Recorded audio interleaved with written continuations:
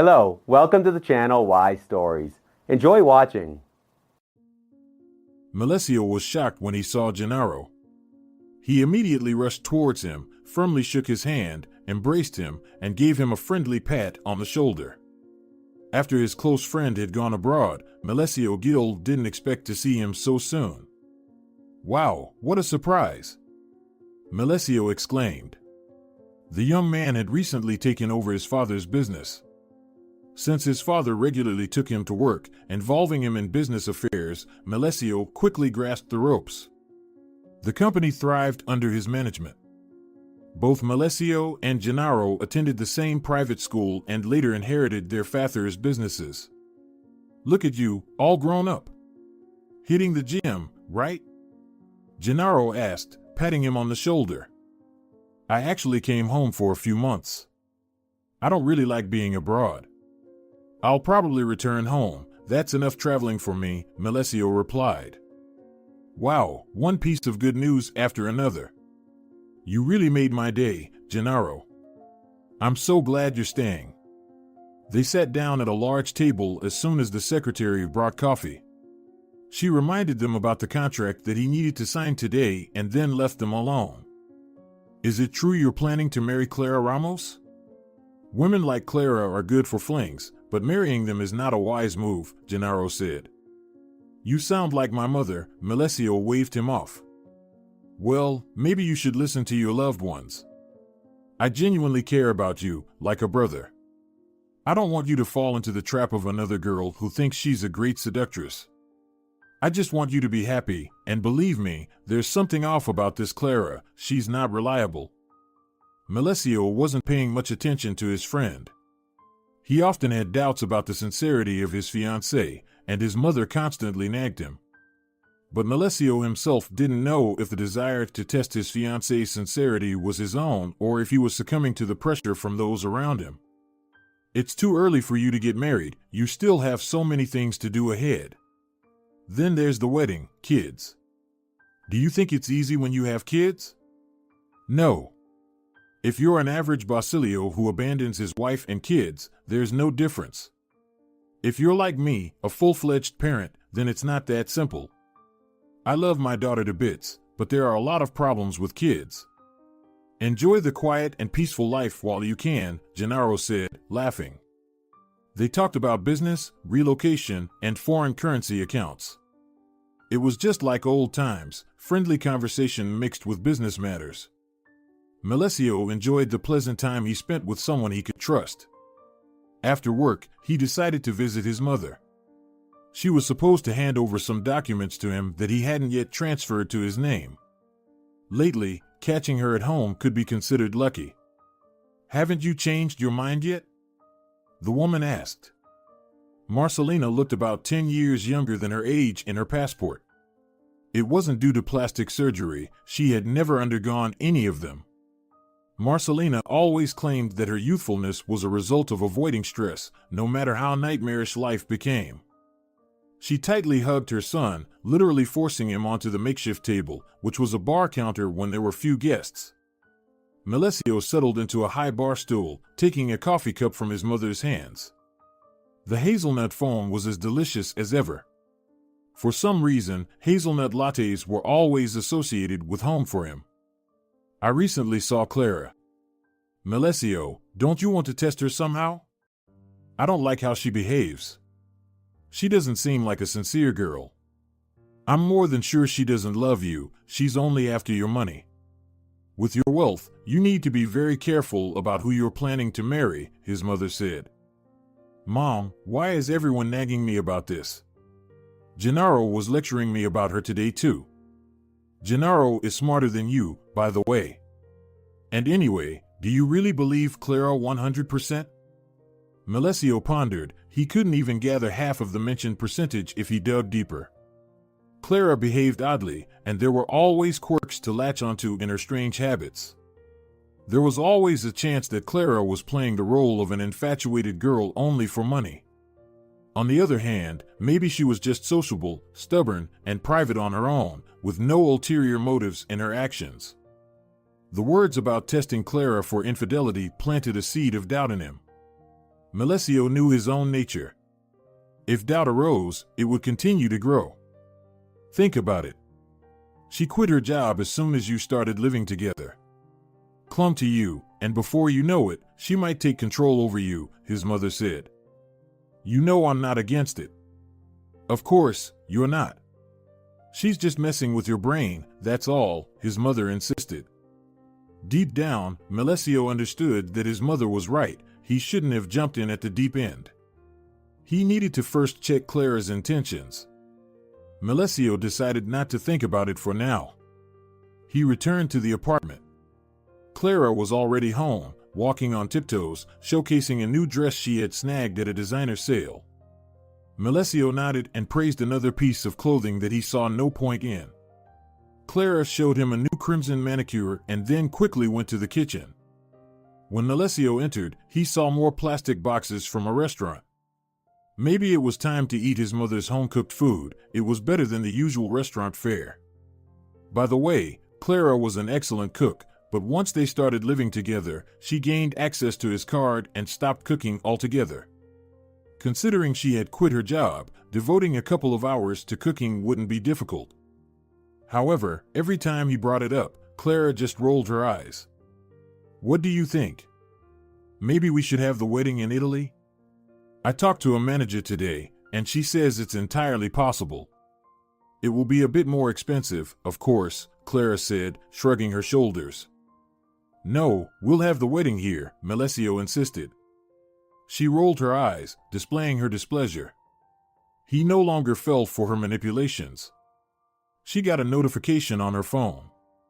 Melesio saw emojis in the shape of hearts and frowned. Clara quickly grabbed the phone, saying it was her friend's. This wasn't the first time he caught her with such a hasty excuse. Once, he caught her talking at night on the balcony. Melesio woke up as he heard her talking to someone on the phone.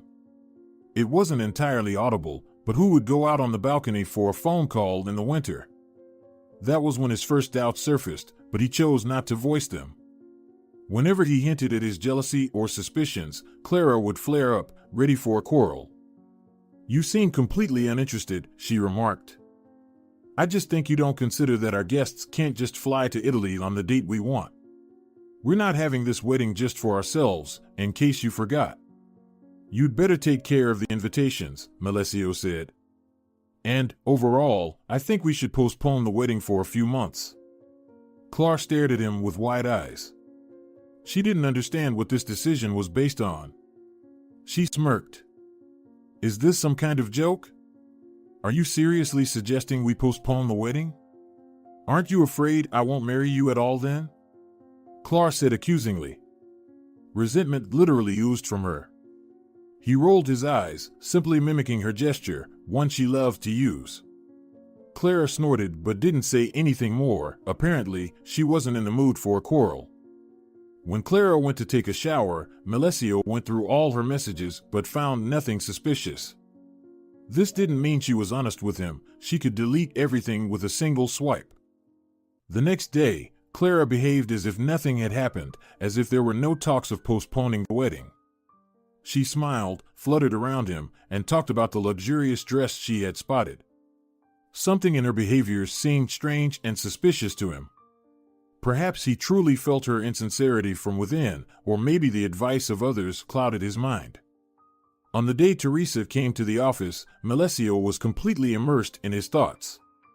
Teresa, his ex-girlfriend, was a businesswoman. Long ago, when they were dating, he helped her prepare documents to open her business. Melesio strongly doubted her business acumen back then, but now, watching her run a business, he admired her perseverance. Melesio, tell me, are you planning to get married? Teresa asked with a sly smile. It seems you're thinking about the wedding all the time. Teresa laughed, and Melesio chuckled as well. They had almost gotten married back then, but they realized in time that they were still too young. They would have a divorce. They broke up on a positive note, simply realizing that they no longer loved each other and were living like neighbors. Their relationship had always been more of a friendship than a romantic one. Okay, it's not my business, of course, but I know your girl. If my memory serves me right, she had affairs with all the local businessmen. She looks like a predator. Be careful, Melesio, Teresa warned. Teresa, come on. Almost everyone I meet tells me she's not the best choice for marriage. I think you all just don't know her well, Melesio shrugged. I won't insist, it's not my concern. I actually wanted to talk to you about the business transfer.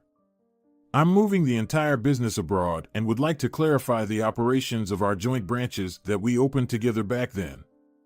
Remember? I'll probably transfer them to you in exchange for a percentage. If you agree now, I'll talk to my lawyers and we'll settle it soon, Teresa said. The conversation shifted entirely to business matters. Melesio reviewed the documents, and the situation was acceptable to him, with him taking over management and giving her a percentage. However, what disappointed him was Teresa's decision to permanently move abroad.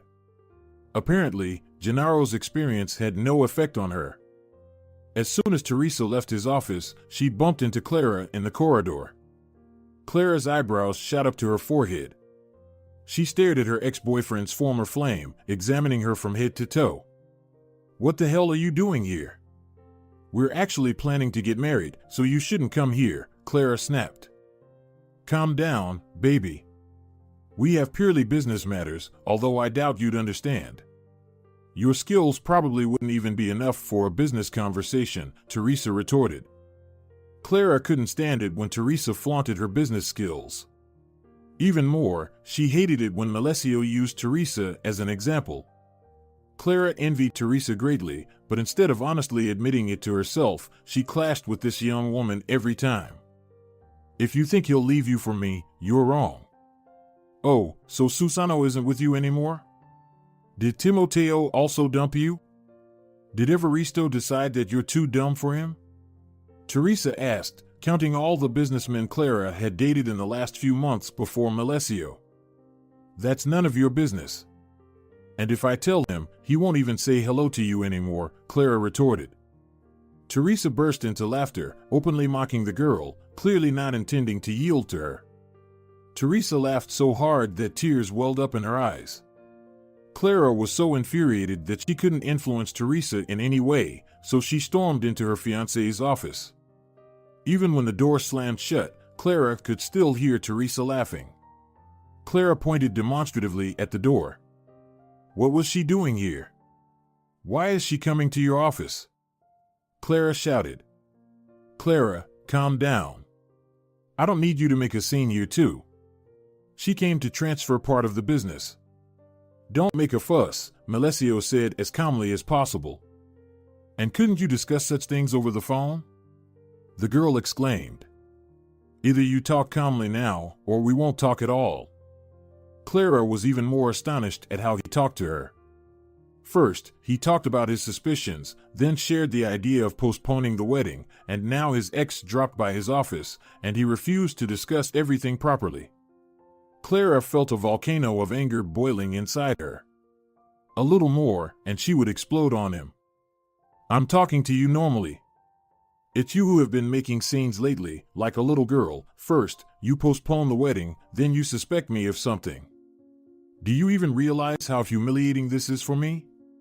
Everything was fine until your friends and mom started giving you advice, Melesio calmly stated, despite his visible effort to contain himself. He wanted to put her in her place once and for all, so there would be no more scandals. It irritated him that she couldn't keep herself together. At the slightest provocation, a scandal erupted, one that everyone in the vicinity could hear. I won't keep quiet. If I said you don't listen to me, then that's the way it is. Either we talk normally or I'll cancel this damn wedding, she yelled. Then cancel it, Melesio roared, banging his fist on the table. Clara lost her ability to speak. She felt as if someone had hit her on the head with a bag, and she looked at him in disbelief. She couldn't believe he didn't fall for her manipulation. Everything got even worse. She hoped he would immediately back down because she had done everything to make him lose his mind. And now Melesio simply refused the wedding as soon as she mentioned it. That's how it is, Melesio said sternly. He stood up and adjusted his jacket. The man straightened his back, looking directly into his bride's eyes. You turn around quietly now and go home. Think carefully about your behavior. I'll come home, and we'll calmly discuss the situation. If there's any kind of scandal, I'll do as you said, cancel the wedding. I'm not going to marry a girl who creates emotional roller coasters the moment she wakes up. Go now. Clara blushed with anger so much that her face resembled a tomato. She puffed up her chest as if trying to contain a growing scream. Clara abruptly turned on her heels and stormed out of the office. Melesio sat back in his chair and placed his palms on his temples. He was so tired. On the day he came home, Clara was quiet as a lamb. He mentioned that they would visit his mother the next day, and Clara agreed without a word. Until the last moment, Clara couldn't find common ground with Marcelina. If she could win his mother's favor, the wedding would undoubtedly take place. However, every time the girl tried to find common ground with her, Marcelina bluntly rejected her. After lunch, as they were getting ready to go out of town, Clara was already preparing a speech in her mind. She planned to play the victim. She was a poor girl who fell in love, and Melesio just manipulated her. Clara repeatedly replayed the phrases in her head that she would tell Marcelina. However, when they arrived, Melesio's mother greeted her as coldly as ever. They sat at the table, had dinner, and engaged in conversation. Clara behaved meekly, below the radar. Marcelina communicated with her almost through clenched teeth. Melesio could see the tension between them escalating, but he didn't take any action. All recent situations only confirmed his mother's words. He needed to somehow test Clara for infidelity before she caused any real trouble. Besides, getting married wasn't the best decision considering their current relationship. A stamp in the passport hardly had the power to change Clara's attitude towards life and towards him in particular. Melesio stood up and went outside when he received a call. Through the window, he could see how he was sitting a few meters away on the long curb along the fountain. Why aren't you supporting me? Don't you have any female solidarity? Do you even know how you raised your son? He takes advantage of how much I love him, manipulating me. The last time he even said he could cancel the wedding, Clara said. Marcelina smirked. Her self-satisfied face irritated Clara even more. Listen, girl.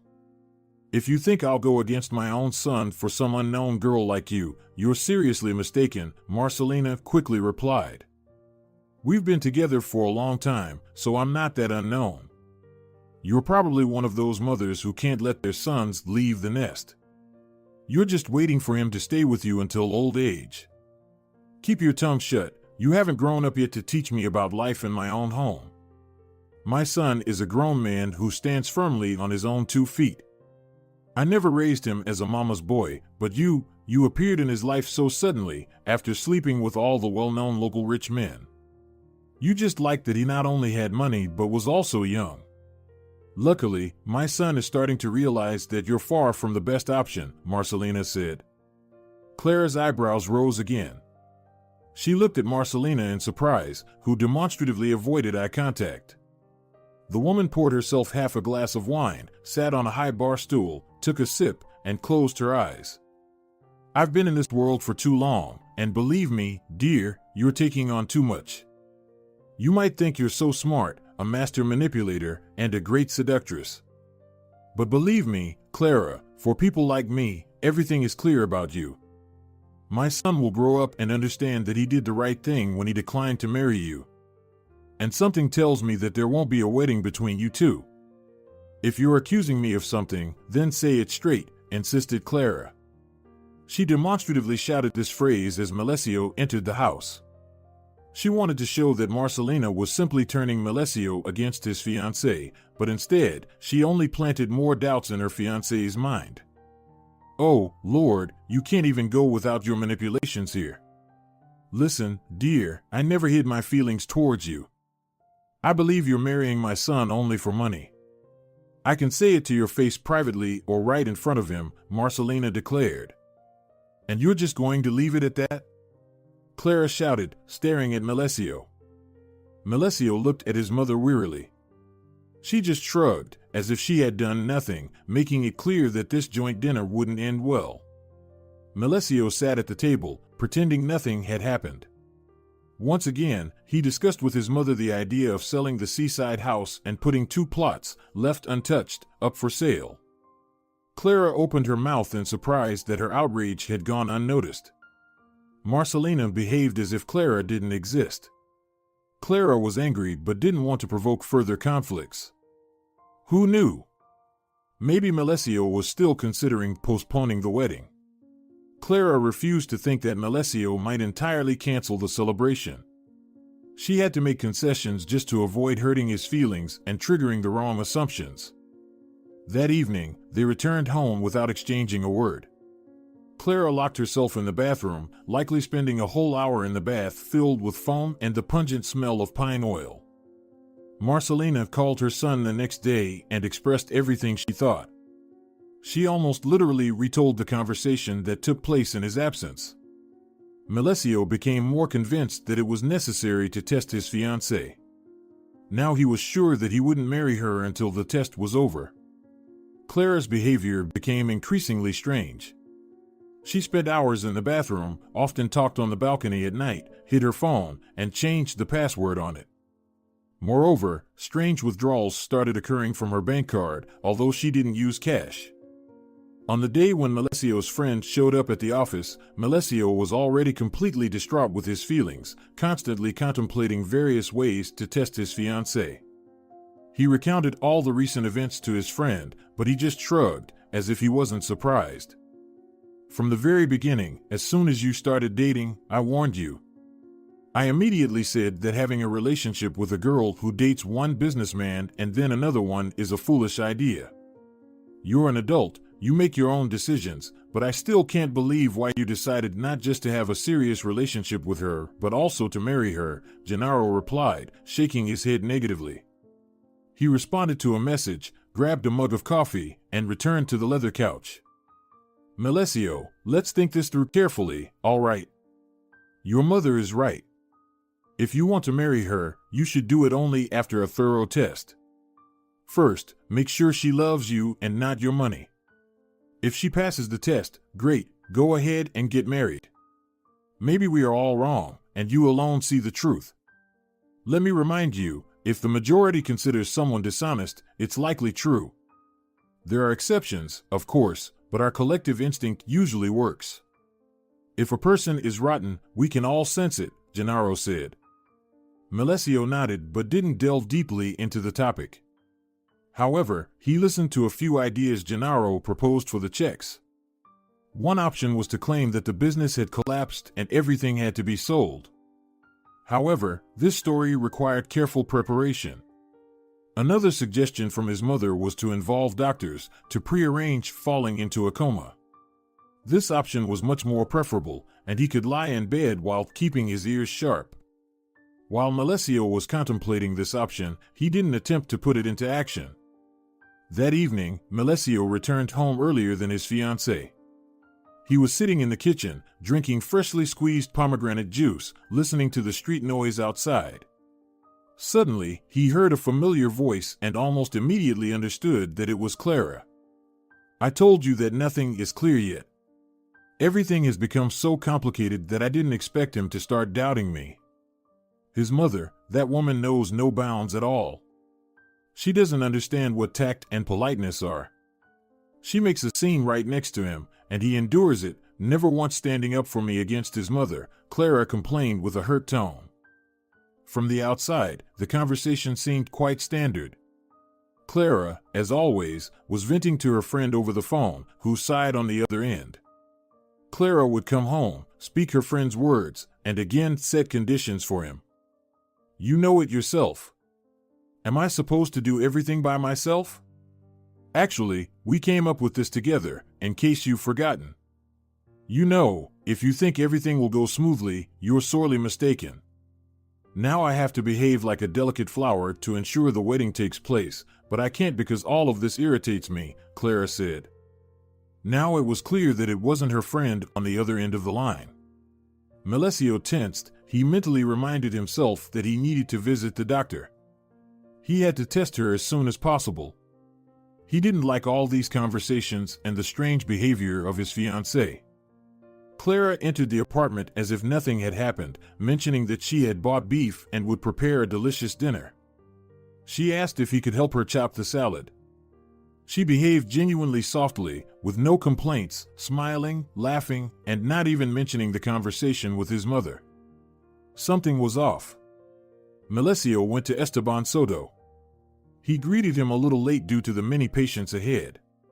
Esteban was his father's friend, someone reliable even in seemingly hopeless situations. Melesio explained the family situation to the doctor. However, when he suggested intentionally putting him in a coma, Esteban refused. "Are you out of your mind? It's like lying in a coffin for a joke. No one can't prank anyone like this." "God doesn't forgive that," Esteban said. "I'm begging you, I just need it for a couple of days.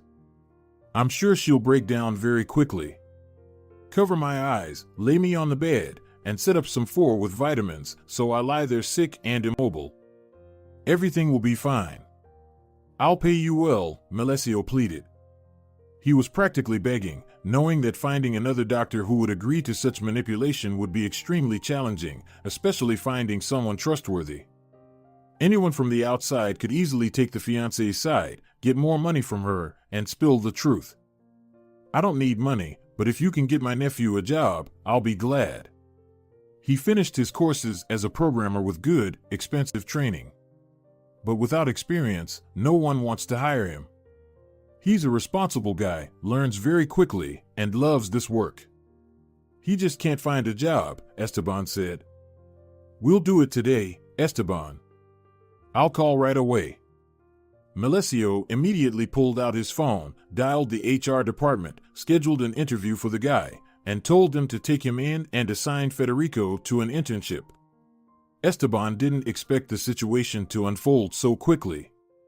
They discussed all the details, also preparing for unforeseen circumstances. On the same day, Esteban prepared the room and set up the four stand. They checked Melesio's general condition just in case. They indeed blindfolded him, so it wouldn't be visible that his pupils were moving, but everything else depended on Melesio. He felt the denouement was close, but was still worried that he was wasting time. When his mother found out that he had agreed to the check, she was ecstatic. She said she would play along perfectly, come with the girl herself, and see what would happen next. Melesio slowly handed over his responsibilities, delegating them to his deputy. He entrusted Gennaro to oversee the case, just in case. The check could take a few days, or it could take a whole week. Marcelina called Clara in tears and told her that Melesio had a heart attack. They brought him to the hospital, and he fell into a coma. Choking on tears, Marcelina said the situation was very bad, and Clara needed to come urgently. Clara dropped everything and headed to the hospital. Marcelina was standing by her son's bed, crying and wiping away tears. Even a master of the art of acting wouldn't recognize that she was lying. Marcelina gasped for air and covered her mouth with her hands, sobbing. Clara was standing by her future fiancé, watching him from the side. She surveyed the fort and the room itself, sat in a chair, immediately dialed a phone number, and held the phone to her ear. Little did she know that Melesio could hear both her and the person on the other end of the line. "Looks like we're in trouble. We didn't make it, the wedding is at risk. I have no idea what to do next." "He's now in a coma," Clara snapped. "What? In a coma?" the man asked. "Yes. Are you deaf or something? I need to talk to the doctor. Maybe there's some chance he'll pull through. Good thing we didn't get married before, or I'd be stuck with a vegetable." "With a rich vegetable," the man laughed. "It's not funny. Do you understand that our entire plan is falling apart right now? We shouldn't have taken such risks. We should have made everything quicker," she said. "I shouldn't have listened to you. It would be better if I got pregnant, then we would have gotten married faster." She abruptly stood up, pacing around the room. He could hear her steps moving from his right to his left. "And what do you suggest now?" Why should I stay with him if nothing will change? What's the use of him lying in a hospital bed in a coma for years, possibly dying sooner or later? She went somewhere, and Melesio was left alone. He was afraid to move because he didn't know if anyone else was in the room. His old acquaintance worked in this hospital. She was supposed to come and say that no one else was there. She was the only person, besides the head doctor, who was aware of the entire situation. Meanwhile, Clara was standing outside the head doctor's office. She glanced at her watch, walked along the corridor, and grabbed her phone. Clara quickly typed a message, then sat back down on the couch. When she was invited into the head doctor's office, Clara jumped up and literally flew into the room. He stared in surprise at the disheveled girl. Esteban gestured for her to sit. Clara sat, hugged her bag to her knees, and glared at the phone too much. The head doctor worked with people for a long time. He could literally determine the person in front of him by their face. Honestly, despite external beauty, he would never marry such a girl. It was evident what kind of character she had, and he clearly wouldn't want a life partner who could betray him at any moment. What's the chance out of 100 that he'll recover? Clara asked. Honestly, I can't give it any chance. It's probably 1% out of 100 that he'll come to his senses. Believe me, the brain damage there is severe. As a doctor, I shouldn't say this, but even if he wakes up, it won't end well.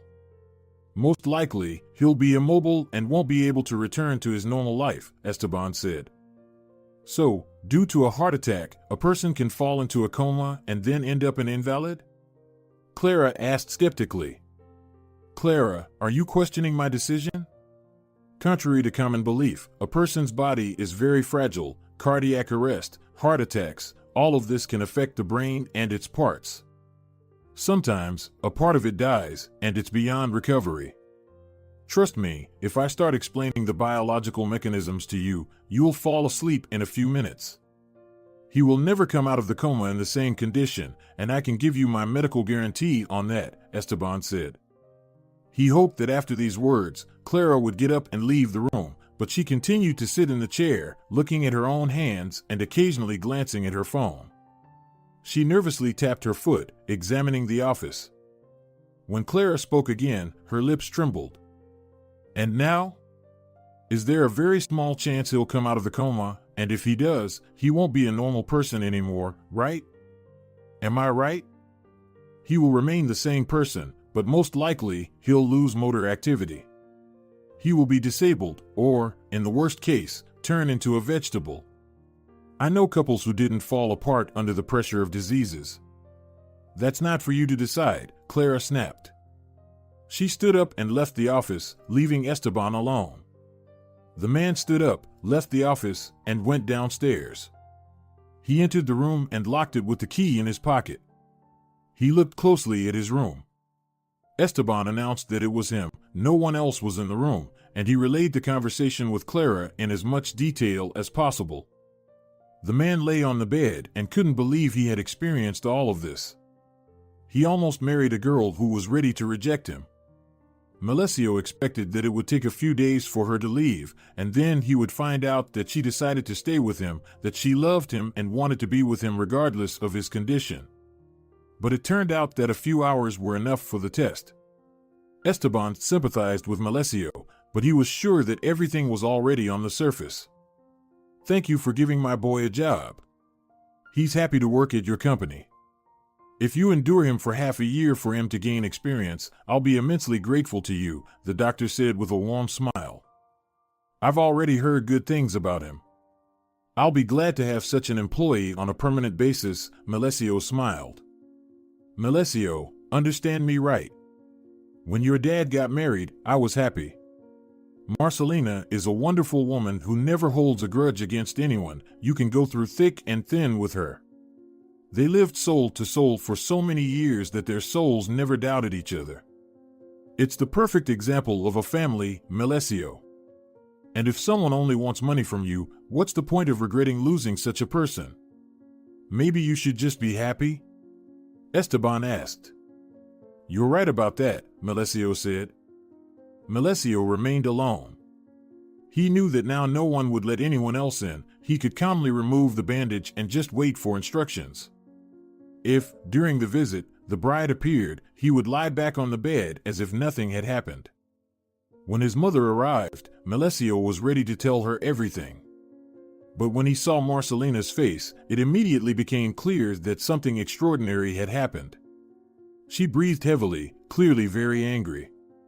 Marcelina bit her lips in anger, as always when she restrained negative emotions. She's such a wretch. Can you imagine? I decided to come to your place, thinking I'd visit her, have a heart-to-heart talk, and think there's something human in her. Back then, I thought we were all against her for no reason. Maybe she was just scared. It's a bit shameful. What if she really loves you and we rebelled against her like that? The mother exclaimed quickly. Marcelina began pacing from side to side.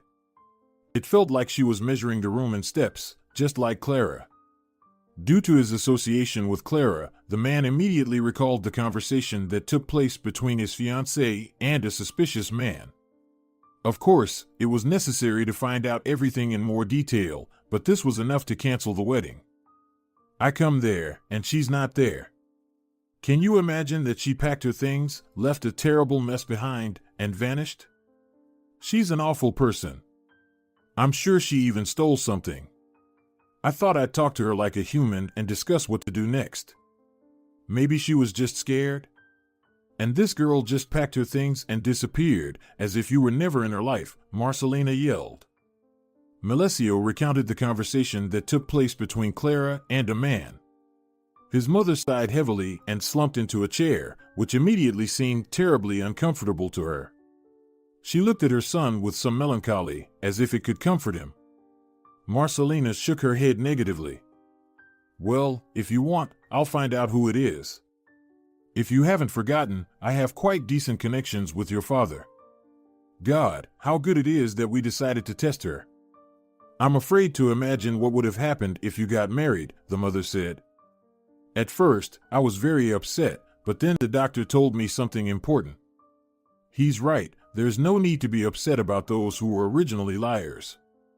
But something tells me, Mom, that there's something more here, as if she needed more than just money. Money and status, my dear. She immediately changed her social circle when you started dating. And anyway, Melesio, you can't give her a single chance.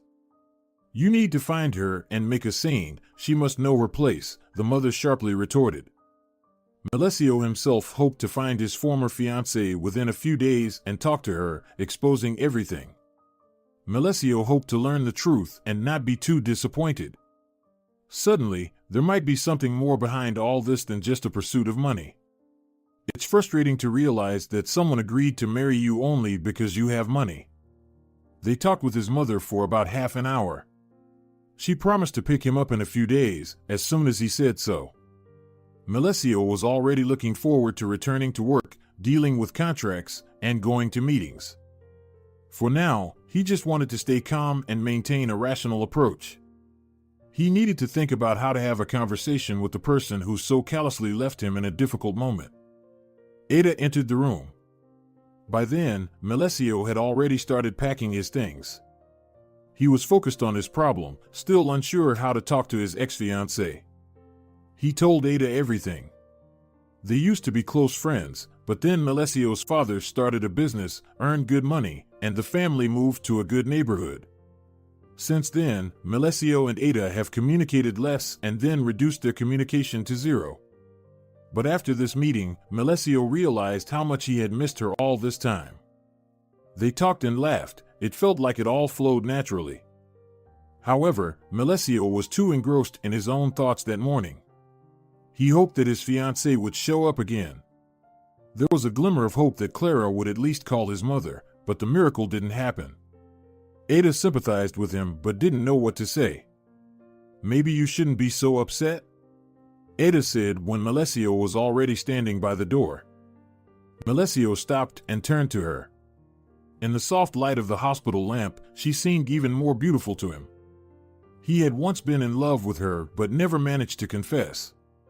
Melesio smiled when he thought about it. I thought we loved each other. I believed we had a future.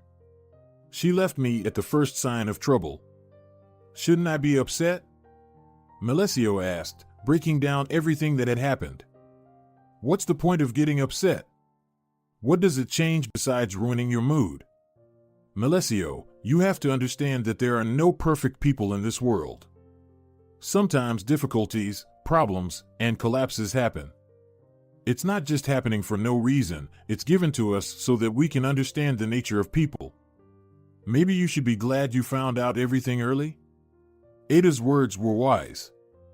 Melesio nodded, walked into the corridor, and strolled along the long white row of wards.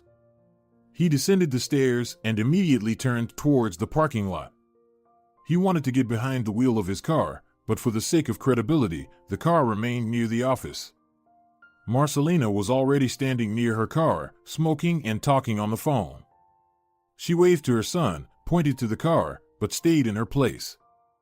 I'll be there in a moment, Marcelina said with her lips only. Melesio got into the car, looking forward to returning home. The apartment would become much emptier and lifeless without Clara's things. Why didn't Clara even try to give him a chance? He never refused her anything, he did everything for their future. Recently, they had arguments, and he even suggested postponing or canceling the wedding. But that's not a reason to leave him alone like a disabled man. Finally. Okay, let's go home. I'm terribly tired. Jacinto called and suggested moving my spot to the center. Can you imagine? Mother talked about her small business that she managed for pleasure. She had enough money not to worry about her financial well-being. She engaged in this business to have fun and enjoy the process. At any moment, she could drop everything, hand over the affairs to the deputy, and go abroad to relax. Marcelina pretended that nothing had happened, but when the car finally stopped near the multi-story building where Melesio lived, the woman suddenly looked at her son reproachfully. He knew she would start talking about warning him about Clara's antics. I've been thinking. Clara, of course, behaved disgustingly, but maybe you shouldn't pursue her. She's just a silly girl who didn't even realize what she was doing. Consider that she lost a good life when she left you. So maybe this will be the biggest punishment for her? Marcelina asked. Why did you assume I would? Melesio asked. Because I know you too well, Melesio. It's always like this with you, you can't just reject an idea. Moreover, you will probably be curious about why she decided to do this. Melesio, let's just let you continue with your work. I truly don't want you to get engaged in this conflict, Marcelina waved off. At that moment, Melesio immediately understood why she had changed her view like that. Apparently, his mother feared that in this whole race, Melesio would forgive Clara, and everything would go back. Marcelina couldn't be happier that this girl was no longer part of the family. And what if it would all start again? Marcelina, as if answering her own mental question, shook her head negatively. You've been through too much lately. I'm sorry you endured such a blow, but I don't think you should continue struggling with all this, Marcelina said. Melesio went up to his apartment alone. Apparently, his mother took care of it and called a cleaning service. He knew how messy Clara could be. If she packed her things, she surely left a terrible mess behind. He didn't want to see a pile of garbage and scattered clothes. Everything here was the same as on the day he left, except for the missing belongings. The main thing was that it was clean, quiet, and peaceful. Everything was gone, even their photos. Clara deliberately took out the pictures, leaving empty frames on the wall. So it all ended like this, Melesio said. He sighed heavily and sat in the chair. After a bath, Melesio ordered sushi and turned on his favorite TV series. He tried not to think about anything, just to distract himself and calm down a bit. Somehow, various images of Clara kept flashing in his mind. He was afraid he would only remember the good things and wanted to reconcile with Clara. But his brain, as if intentionally, recalled the most foolish situations in their relationship. Melesio looked at them as if from the side, understanding that it was high time to end it all. Of course, there would be no wedding. Melesio called the manager they were going to hire and warned in advance that nothing would happen. Luckily, there was enough time. No one had done anything yet, not even sent out the invitations. A few days later, Melesio woke up to a strange sound. He raised his head and heard someone wandering around the living room. He got up slowly, approached the door, and then opened it abruptly. Out of surprise, Clara screamed, covered her face with her hands, and only after a few seconds realized what had happened. "Oh my God!" she exclaimed, staring at Melesio. It took her a moment to think about what was happening. She looked at him and seemed to be trying to comprehend that he was here, standing on his own 2 feet. "You? I know everything about you and your lover. I know you were just trying to trick me into the wedding. You can spare me the act. You don't love me." "It won't work anyway," the man insisted. She froze. Clara still didn't move, as if she were an exhibit in a wax figure museum. There was a rather strange feeling in her chest, as if it were not just anxiety growing. Then Clara straightened her back, sat on the sofa, and shook her head negatively. "You don't know anything," she said. Melesio looked at her, thinking that she would now start making up excuses. He didn't even suspect that she was tired of playing cat and mouse and was about to reveal everything straightforwardly. When she started talking, Melesio became more engrossed in her story. However, thin notes of distrust still lingered in his soul. "I don't have a lover. I was talking to my brother on the phone. So you decided to set me up, right?" "It's disgusting, Melesio," she said firmly. "Disgusting? Don't you think you have too high an opinion of yourself? You were trying to trick me into getting married, and I behaved disgustingly?" Melesio asked. At that moment, he realized he didn't have feelings for her. He didn't need to take the test to understand whether she was honest with him or not. It helped him understand whether he was honest with himself. "Your late father is not really your father, he's my father," she said. Melesio froze. He stared at her, but Clara didn't rush to explain everything. She went to the kitchen, made herself coffee out of habit, and sat on a stool, looking out the window. "You know, my mother died before he passed away. She told me that my father was a businessman. When my mom got pregnant, my dad was just a regular worker. But another guy was also interested in my mom, and my dad was unreliable. He showed up and then disappeared. My mom decided that it was better to choose this thug, but at least she would be with him, like behind a stone wall. She didn't say anything about the pregnancy." Clara took a deep breath. She traced a strange pattern on the tablecloth with her finger.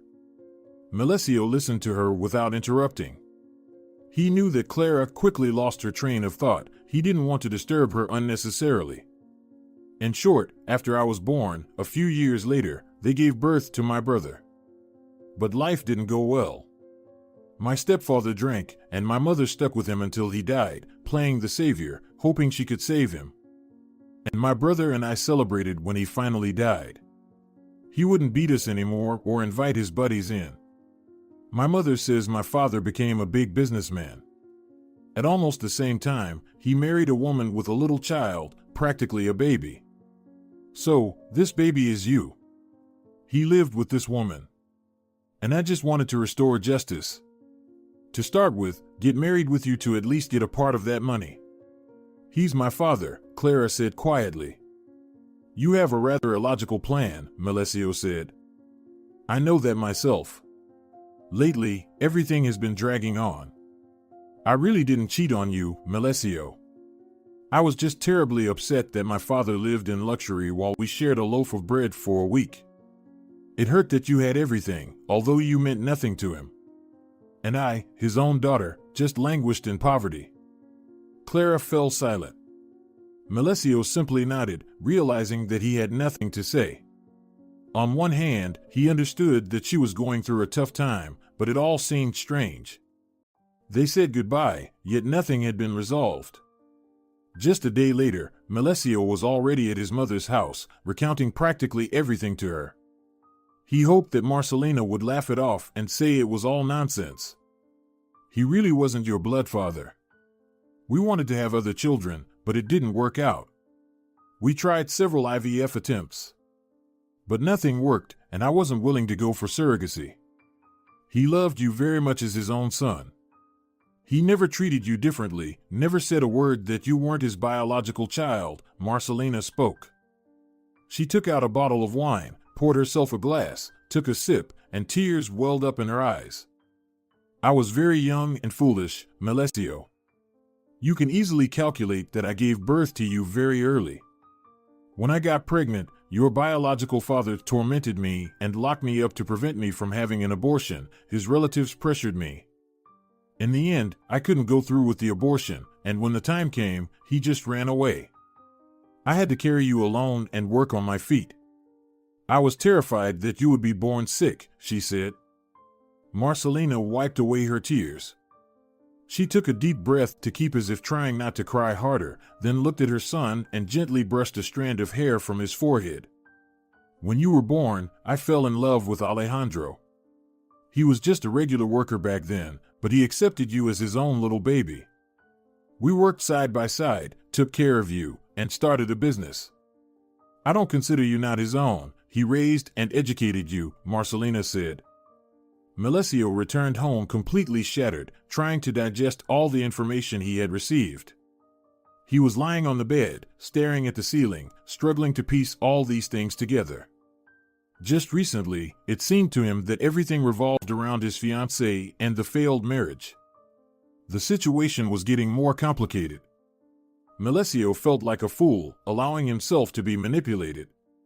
Of course, he had no intention of forgiving Clara, but talking to her was still necessary, especially since the girl herself realized the stupidity of the situation but couldn't back down.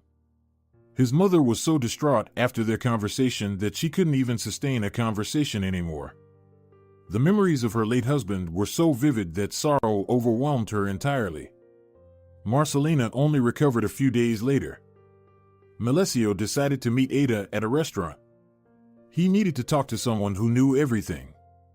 When he recounted everything to her, she just shrugged. "It's all strange, but it sounds very much like the truth. Maybe you should still pay her some compensation and help her out somehow in life." "I don't know," Ada said, shrugging. "Help her in life?" Melesio asked. Ada nodded. The restaurant had such an atmospheric, romantic vibe that their friendly meeting no longer resembled just that. The longer Melesio spent with Ada, the more he realized that he felt something more than just friendship towards her. This once again confirmed that he no longer felt anything for his fiancée. "She also has the right to that money, doesn't she? Right? Just talk to her calmly, without a scandal, and agree on a specific amount. Let her and her brother go their own way, and you can focus on your business. If he had stayed her father back then, where would you be?" Ada suggested. Melesio had never considered this situation from such an angle. He liked that Ada always found something to focus on to make the right decision. He was always in a state of conflict within himself. In business, he could make any decision, but in his personal life, everything seemed much more complicated. "You don't have to provide for her for the rest of her life, but it would be a good gesture, like a memory of your father. Just help her, settle things amicably, and that's it," she added. Melesio nodded. He tried to change the subject, and they didn't even notice how the meeting became romantic. Melesio went home to his apartment only early in the morning from Ada. He remembered their conversation again and what she suggested him to do. Actually, the option was excellent. The only thing was that Melesio didn't know how Clara would react to this. Clara was a strong person, and if she latched onto something, she could hold on until the end. He asked Clara to come to the office. Clara arrived as if nothing had happened. Not a single muscle moved when she saw Melesio in this office, where they had been so often together. It seemed like all her emotions were blocked, like those of a robot. Clara looked at him impassively, not even attempting to engage in a dialogue. "I think we shouldn't see each other after everything that happened," Clara said. "I've thoroughly analyzed everything you said. I've decided that it really seems like the truth. A lot of time has passed, and you and I won't be able to verify anything. So, I suggest you spend some money. I'll give you money and completely transfer one of the branches to your name. You and your brother can take control, earn, and run the business, Melesio said. Clara was surprised. It was immediately clear that she didn't expect such things from him. She looked into his eyes attentively, as if trying to find a catch there. Melesio just shrugged, as if showing that there was nothing surprising in his decision. After all I've done, you're giving me compensation? I knew you had a kind heart, but this is strange.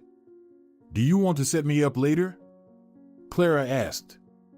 Nonsense, you need to tone it down a bit and start trusting people, Melesio replied. If I had grown up like you, with a silver spoon in my mouth, then maybe I would have trusted people. You can't imagine what I've been through, Clara answered shortly. Melesio felt somewhat insignificant compared to her. Clara took a deep breath, as if she had calmed down a bit. He handed her the documents, which she promptly signed after reading them a few times.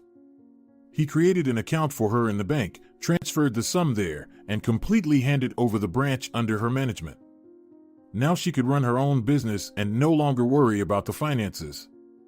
He offered her lessons with a good mentor, but he feared she might refuse. Clara went to the mentor, took notes, and absorbed information like a sponge.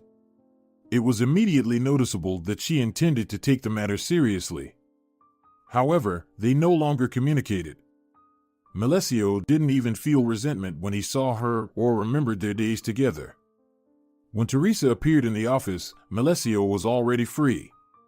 She brought the final documents for him to sign and congratulated him on the broken engagement. In reality, Teresa came to say goodbye as she decided to permanently move to Japan. I'm really glad you're free from that. I understand it sounds strange when you're congratulated on a broken engagement, at the very least. But seriously, if you had gotten involved with that girl, nothing good would have come out of it. I'm sorry for being so gleeful, but I know her inside out, Teresa said. Melesio nodded but didn't ask any more questions. They sat at the table, chatting like in the good old days, discussing business matters as if nothing had happened in their world. When I think about how we started, it's hard to imagine what we've become. You're all businesslike and truly an adult. You know, Melesio, when you got your father's business, I seriously doubted you could do anything, but now you're one of the most promising entrepreneurs in our region, Teresa said. Honestly, I had severe doubts about myself back then.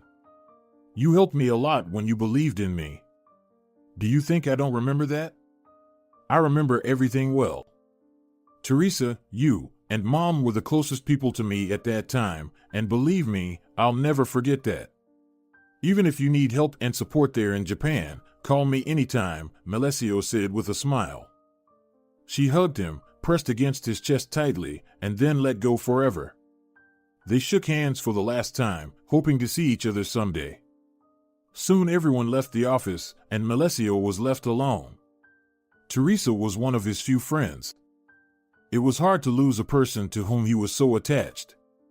Until the end of the working day, Melesio tried to distract himself with business matters, but it was still sad that his whole story was falling apart, everything was changing. A few months ago, he had a good friend, a fiancé, and now there was nothing. There was really nothing to regret. Teresa decided to develop business abroad, which was really commendable. As for Clara, it was better to have no fiancé than one like her. Melesio was glad to see how Clara was trying to manage her small business. He hoped that she would have more strength and opportunities to scale it further. She was really making an effort, and he was glad that he had taken a step back. After work, Melesio went not home but to Ada's place. Her small apartment near the hospital seemed incredibly cozy to him. Ada had a lot of things, and there was little space in the rented apartment. Some unpacked boxes even stood around after a recent move, but for him, it was just part of the overall comfort they created together. Melesio lay on the bed, staring at the ceiling, feeling Ada snuggling up to him. These relationships were not at all like those with Clara. Ada was kind and, most importantly, simple. She had no excessive demands, she just lived and loved her life as it was. But most importantly, Melesio felt Ada was sincere. It was something he sorely missed. Marcelina was delighted when Ada became a part of their family. They quickly found common ground, and Marcelina was sure that this time her son had chosen a suitable partner. "What do you think we should do next?" Ada asked. "What do you mean?" Marcelo asked. "Do we have a future, or do you just want to heal your soul after the breakup?" "I don't really want to be a puppet in your hands, but I can't step back now either," Ada said with a smile. He laughed at her conclusions. She smiled and looked at him. He was glowing with happiness. Ada slowly ran her palm along his cheek. He felt her love and her emotions. Melesio gently kissed her on the forehead, then laid down again, just as he was lying before. He didn't want to think about the future. He didn't need anything right now. He just wanted to feel happy, carefree, and peaceful for a moment. "Do you want something specific?" he asked. "I just want us to be happy," Ada replied. "Then we wish for the same thing," Melesio said. He hugged her tighter, grabbed the remote, and turned on the TV. They were lying on the bed together, watching a silly show, laughing. It felt as if the whole world ceased to exist for them. There were only the two of them, a small apartment on the outskirts of the town, and the love they had pledged to keep for each other. "Do you want to join me in volunteering one of these days? We provide free medical care and feed the homeless. It's not a cheerful activity, but it heals the soul," she suggested. "If I have free time on that day, then yes, of course. I might not be able to stay for the whole day, but I can spend a few hours at least, maybe sponsor some part of it," he said. "That would be great. We're running out of basic medicines." "I'm really glad that you want to get involved in all of this," Ada said. "You love it, you find it interesting, and that makes it important for me too," he said with a smile.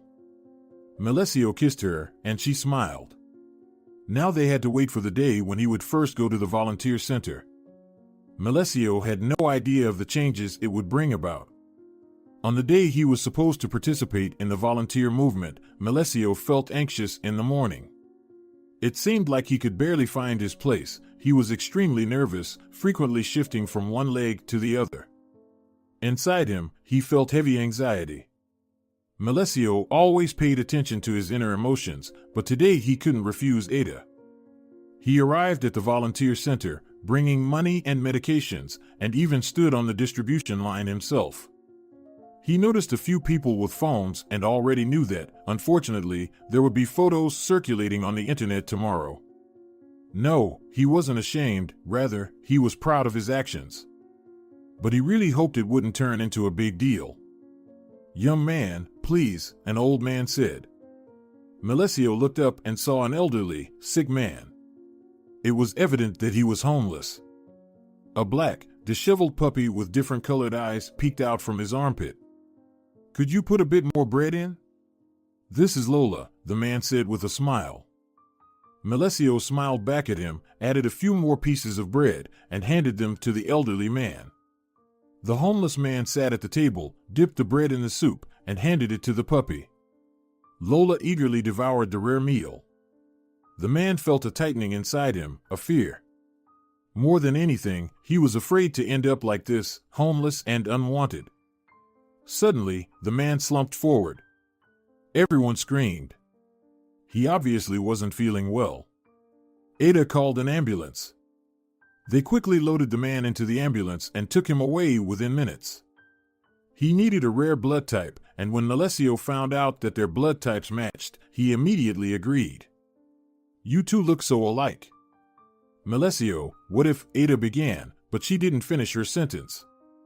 They were standing in the corridor, waiting to see what would happen next. Melesio held little Lola in his arms, though it was strictly prohibited to bring any animals into the hospital. He just couldn't leave the small, helpless puppy alone. Who knew? Maybe the little one wouldn't make it until the owner returned. "Let's not start this conversation," he said. "Why not? Just do a DNA test, and that's it. Can you imagine what a miracle that would be? What if he's really your father?" Ada exclaimed in amazement. Melesio simply shook his head. He didn't like this idea at all. He wasn't going to turn his life into a reality show. A father is the one who raised and nurtured you. My father's name is Alejandro. I don't need another one. It won't change anything anyway, he said. Melesio left the hospital, heading towards his car. Ada stayed at work. He stopped by a large pet store, bought everything necessary, and made sure the little puppy was comfortable: a bed, a bunch of toys, a small leash, and a collar, likely one that could be adjusted as Lola grew. When he brought the small creature into the apartment, he couldn't believe that he now had a pet. Of course, Lola was here temporarily, she had an owner, and perhaps they were each other's only close friends. Early in the morning, Melesio woke up to a phone call. Ada called from the hospital to say that the man had passed away. It turned out he was seriously ill, and no blood transfusion would have saved him. Melesio looked at the small black puppy, sleeping soundly, cuddling against his side. He had no idea how the puppy managed to climb onto the bed. Melesio stroked its fur, thinking that it was now truly his pet. When Marcelina entered her son's apartment, she warmly hugged the little puppy. Lola was happy with the new acquaintance, too. Imagine how strange it is.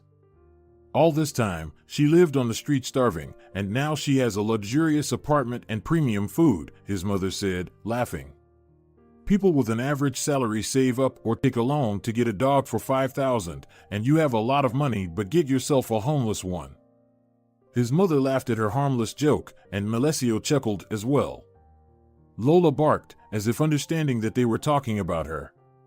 When mother and son sat down at the table, Melesio handed his mother the phone with a picture of the homeless man.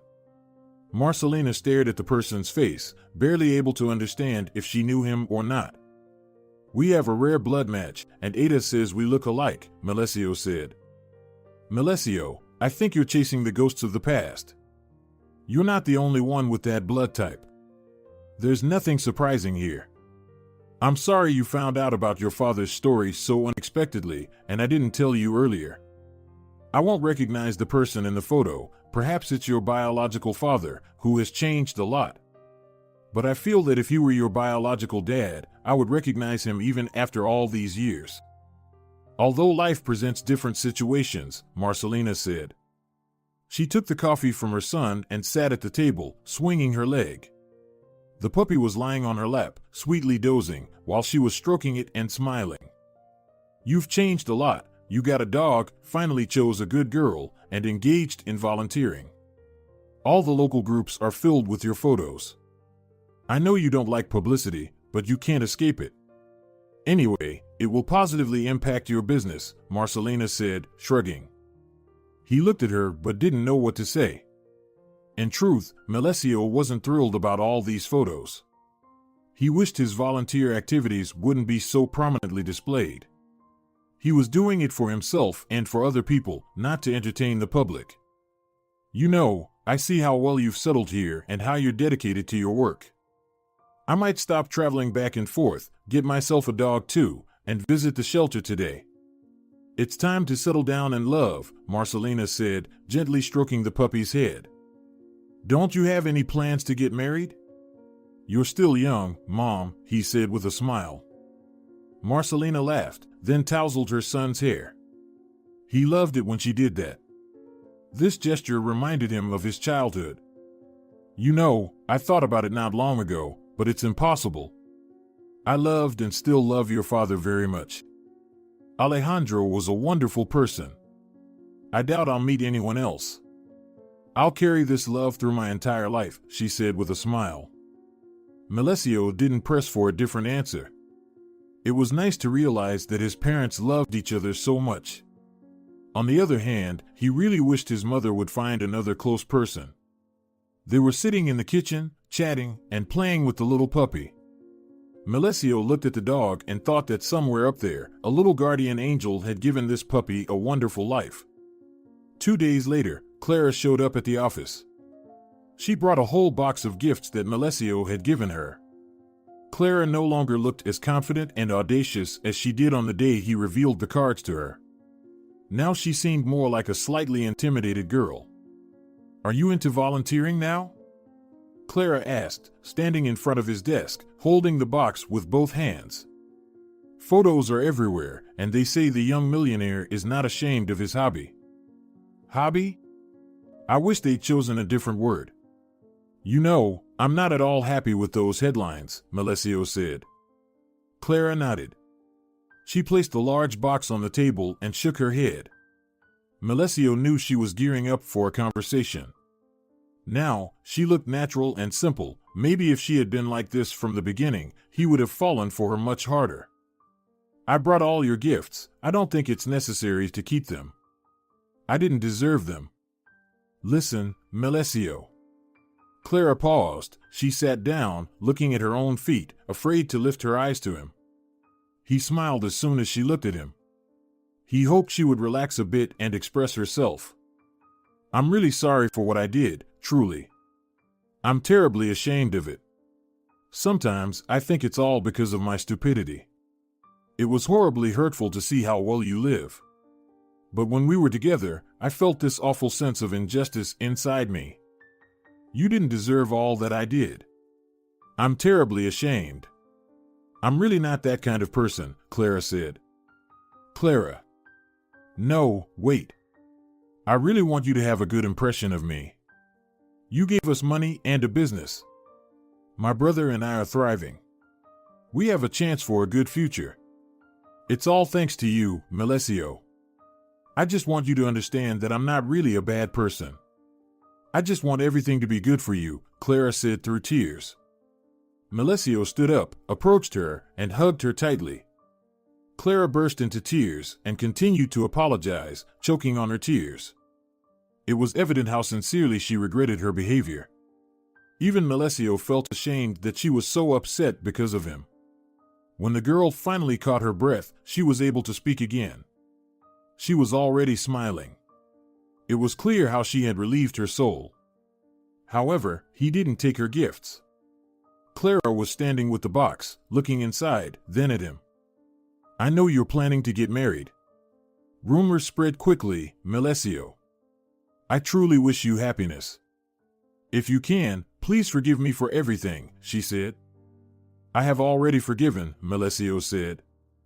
As a farewell, he hugged her tightly, opened the office door, and knew that he probably wouldn't see her again in such a context. Maybe they would communicate about business, but any other contacts were out of question. The wedding took place 2 months after that conversation. Unlike Clara, who chose everything expensive and best, Ada was not so fixated on money. She opted for a simple white evening dress and skipped the wedding celebration. They signed the papers, had a beautiful photo shoot with a rented, truly royal, luxurious dress that was Melesio's choice, and then simply sat in a restaurant with their closest people. When Melesio and Ada visited Marcelina, there was no longer that strange feeling of unease.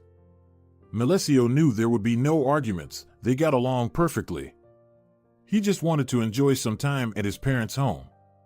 They brought little Lola with them because now she had a friend at his mother's house. How nice that you came. I've already prepared a bedroom for you. I didn't expect you to stay for so many days. I'm so happy, Marcelina said. When Ada went upstairs, Marcelina took her son's hand. He recounted everything that happened during the conversation with Clara. Marcelina just nodded, looking meaningfully into her son's eyes. I'm very proud of you for what you did, giving her a chance to succeed in life, not taking back the gifts, and forgiving her after all that. Lately, I've been thinking a lot about her too. Maybe she's not such a bad person after all. She left you in a coma just because she didn't want to give you any false hope. Even then, she understood how awful she was behaving. You know, I met with her recently, Marcelina said. When? When you had already talked to her. For some reason, I decided that I needed to talk to her. We met in a cafe. She had been crying almost the entire time, apologizing and saying that she's really not that kind of person. Even then, I realized that she was behaving sincerely. It's a pity I was so hard on her. On the other hand, I forgave her too, Marcelina said. Melesio nodded. It was nice to know that the girl had received forgiveness from 2 people. Surely, her life would take a turn for the better after these conversations. Marcelina patted her son's shoulder firmly. You chose an amazing woman for yourself. Ada is kind, caring, and sincere. Besides, your life has changed quite a bit since she came along. I'm very glad that you get along so well, living soul to soul, just like Alejandro and I used to. I hope everything goes well for you in your personal life, Marcelina said. When Ada started to descend the stairs, Marcelina fell silent. She smiled, inviting Ada to the table. I was just telling your husband how lucky he is to be with you. He became much gentler and more sensitive when he started living with you. And after the wedding, I think he became even gentler. He has been through so much. You came to him as a reward. I mean that in a good way, Marcelina said. The girl was completely embarrassed. Ada's cheeks turned pink. He loved watching his wife blush. There was something cute and modest about it. Ada changed the subject of the conversation. But when she and Melesio finally reached the crucial point of the conversation, both of them chickened out. We should have said it right away, Ada said. We'll tell her tomorrow, Melesio replied. He approached his wife, circled her from behind, and tenderly placed his hands on her stomach. They had come to delight Marcelina that she would become a grandmother, but they got so excited that they never shared the joyful news. The next day, when Marcelina learned that she would become a grandmother, she jumped around like a young girl. She laughed, clapped her hands, and hugged them, thanking them for such a splendid gift. Marcelina was happy that their lives would become even more joyful and fulfilling now. Without children, there is no family. Oh, how happy I am for you, dears. When you lived for each other, it seemed like that was enough, but when a child is born, your life will change drastically. And believe me, you'll never feel the love that you'll feel for the little one with anyone else. It's like a different level of emotion. I want you to feel it and understand it. I want you to be happy. I'll be a grandmother. Marcelina shouted. Melesio was glad to see his mother literally glowing with happiness. She radiated it as if she had been waiting for this news for many years. Melesio hugged Ada. When they both found out they would become parents, they were so overjoyed that, for some time, they were afraid to tell anyone. They decided that Marcelina would be the first to learn the joyful news about their family. Now they were sitting at the table, talking about children and their future. All of them were absolutely happy to be together as a family. Melesio, from time to time, recalled his past, the situation with Clara, the biological father. Now it all seemed so insignificant and unimportant compared to his current life that he regretted wasting emotions on it. The main thing was that he had a family, and that was the most valuable treasure in life. If you're enjoying it as well, leave a like and subscribe.